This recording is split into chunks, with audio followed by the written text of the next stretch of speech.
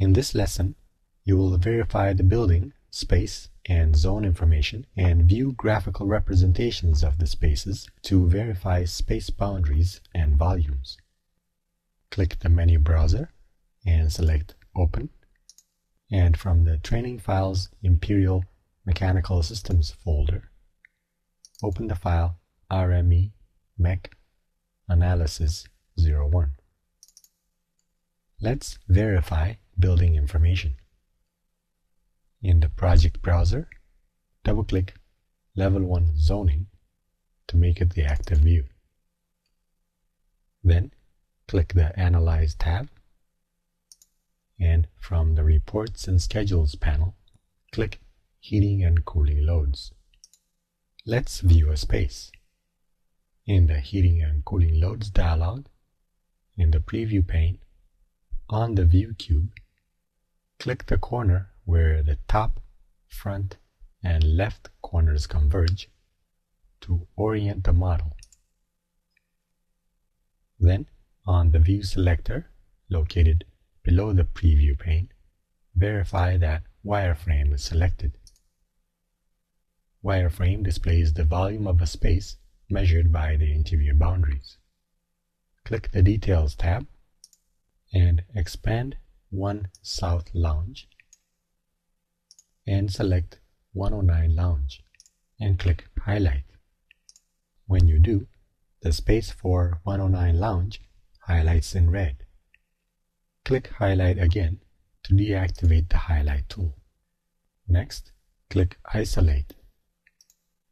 The space displays while all other spaces are hidden. From the list of spaces, select South Lounge.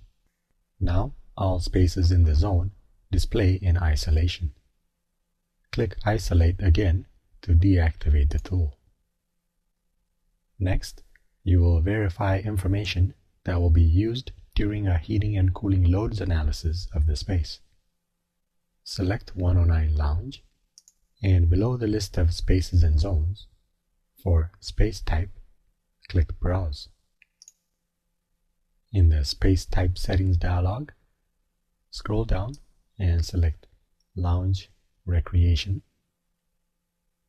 and click OK.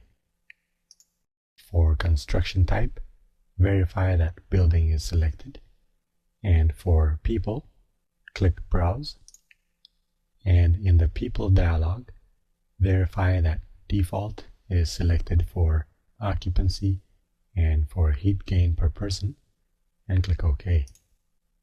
Then, for electrical loads, click Browse, and in the Electrical Loads dialog, verify that default is selected for lighting and power, and click OK. Next, you will verify information that will be used during a heating and cooling loads analysis of the zone. Select South Lounge, and for service type, verify that building is selected, and verify that the heating, cooling, and outdoor air informations match this dialog. Next, we will use the shading view to examine the inner volume of the model for voids. On the View selector, click Shading. Then highlight and isolate 109 Lounge. Then deactivate the Isolate view and zoom to the corner of the building. Notice that there is a void in a second floor plenum space. Let's add a space to fill that void. Click Cancel to close the Heating and Cooling Loads dialog. Then, in the project browser, under MEP Plenum Floor Plans, open the view Level 2 Plenum.